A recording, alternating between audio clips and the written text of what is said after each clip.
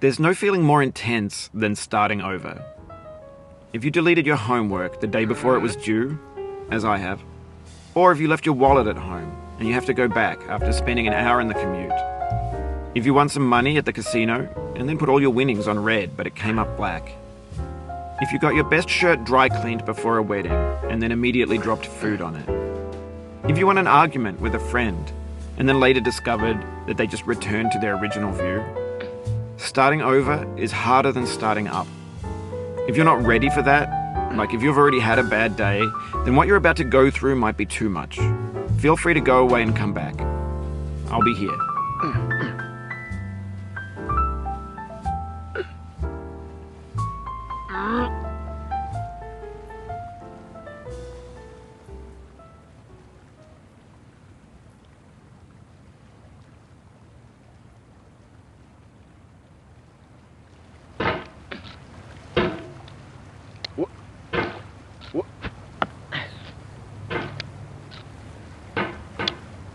Alright, thanks for coming with me on this trip.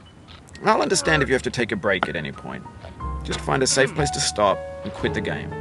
Don't worry, I'll save your progress, always. Even your mistakes. This game is a homage to a free game that came out in 2002, titled Sexy Hiking.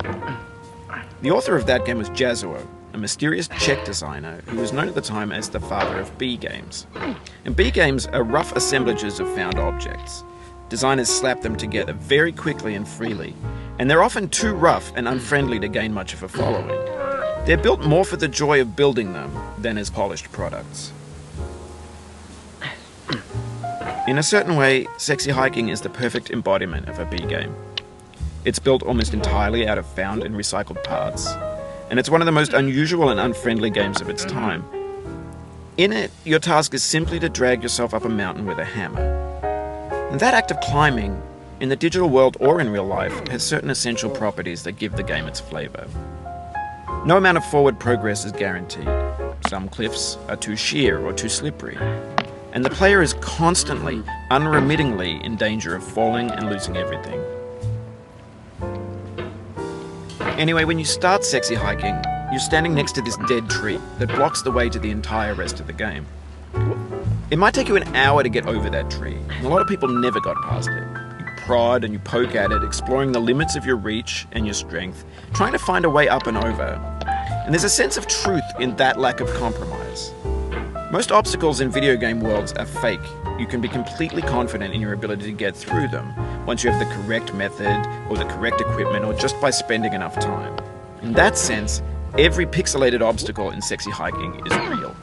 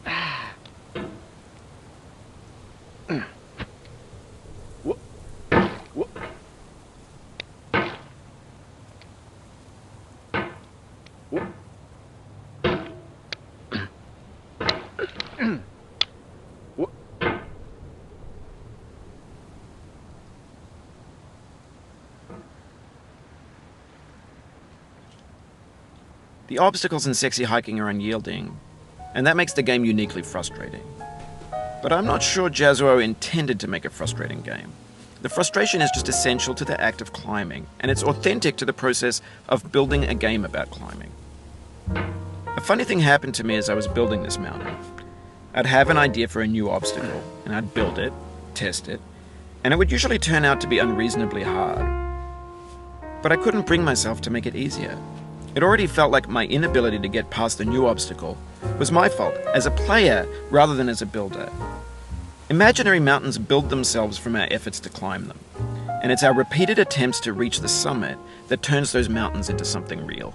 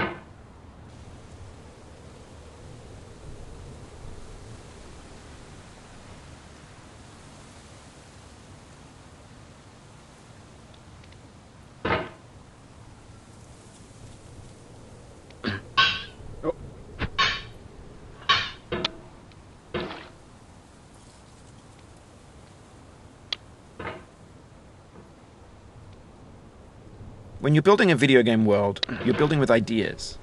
And that can be like working with quickset cement. You mold your ideas into a certain shape that can be played with, and in the process of playing with them, they begin to harden and set until they're immutable, like rock. And at that point, you can't change the world, not without breaking it into pieces and starting fresh with new ideas.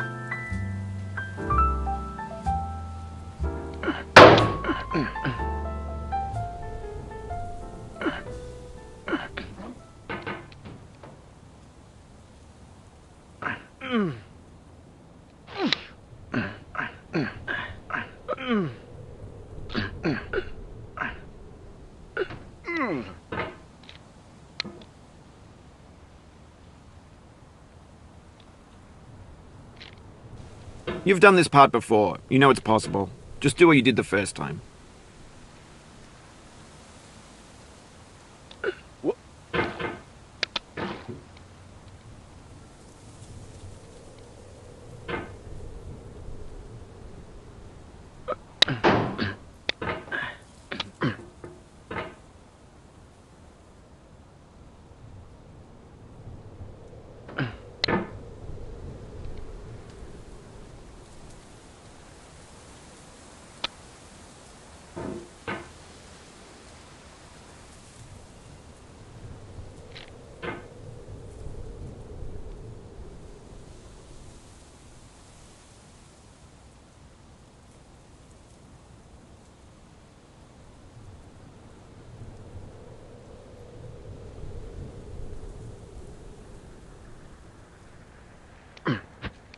For years now, people have been predicting that games would soon be made out of prefabricated objects, bought in a store and assembled into a world. And for the most part, that hasn't happened, because the objects in the stores are trash. I don't mean they look bad or that they're badly made, although a lot of them are. I mean they're trash in the way that food becomes trash as soon as you put it in the sink. Things are made to be consumed and used in a certain context, and once the moment is gone, they transform into garbage. In the context of technology, those moments pass by in seconds.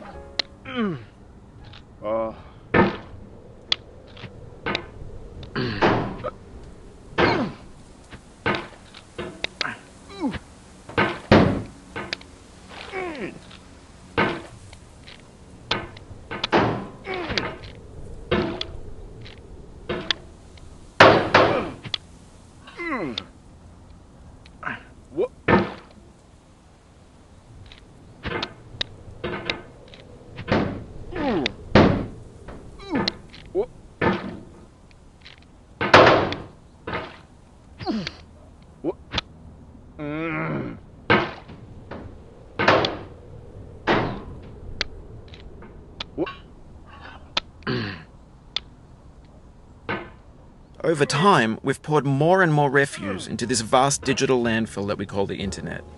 It now vastly outnumbers and outweighs the things that are fresh and untainted and unused.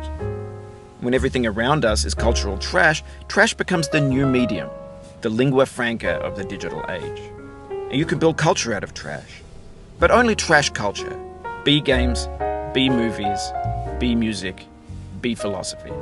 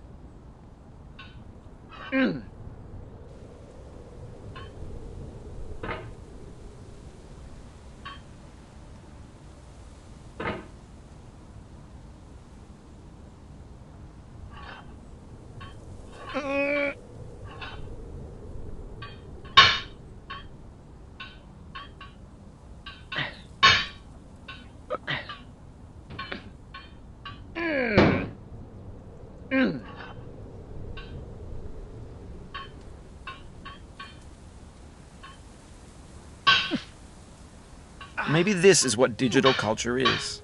A monstrous mountain of trash, the ash heap of creativity's fountain. A landfill with everything we ever thought of in it. Grand, infinite, and unsorted.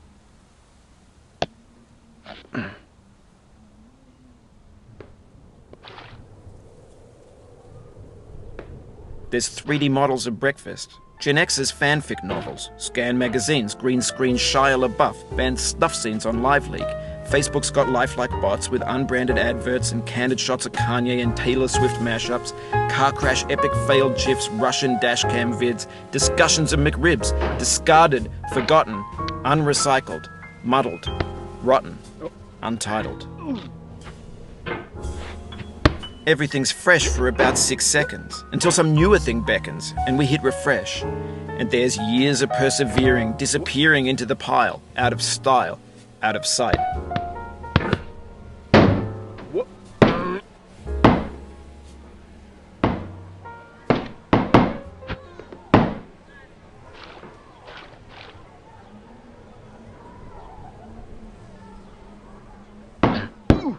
In this context, it's tempting to make friendly content that's gentle, that lets you churn through it but not earn it. Why make something demanding if it just gets piled up in the landfill, filed in with the bland things?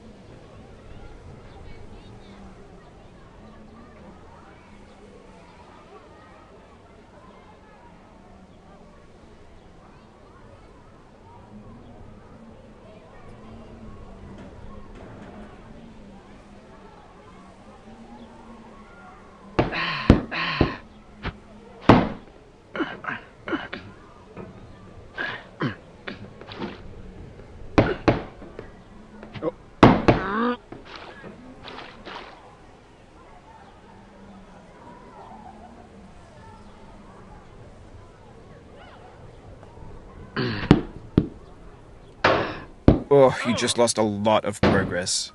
That's a deep frustration, a real punch in the gut.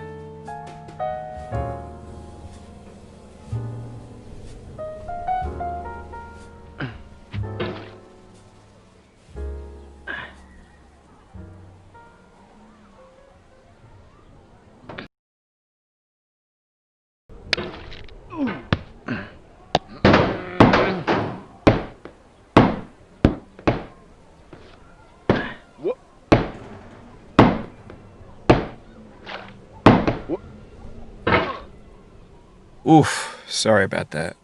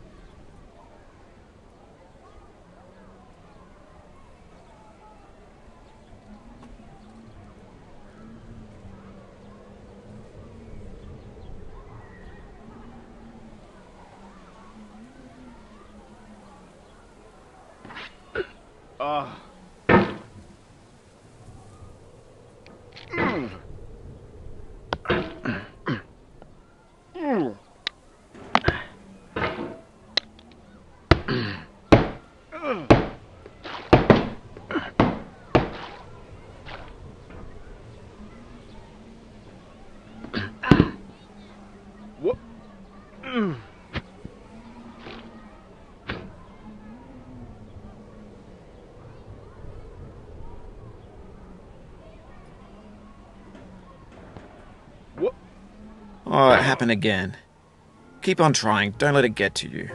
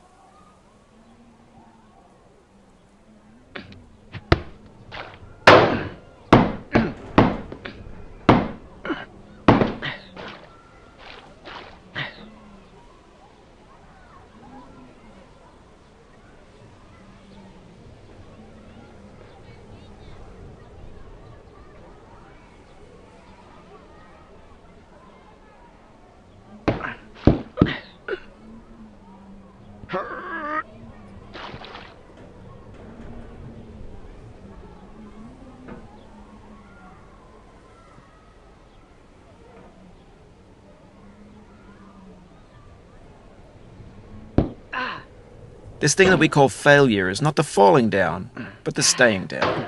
Mary Pickford.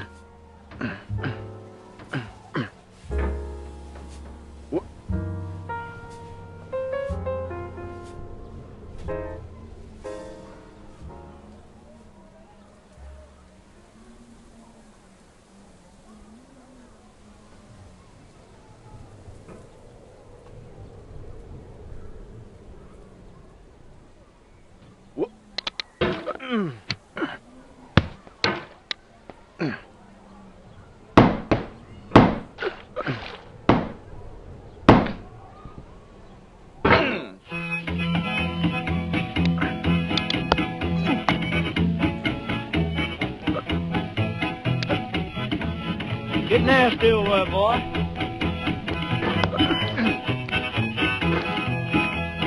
Going down the road feeling bad. I'm going down the road feeling bad. Going down the road feeling bad, and I ain't going to be treated this way. Oh,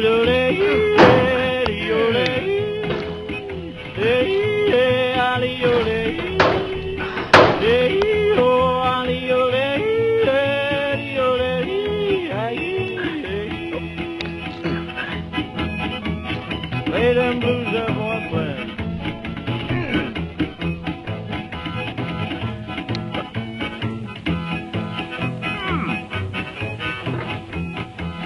Down in the jail on my knees, I'm down in jail on my knees, down in jail on my knees, and I ain't going to be treated this way.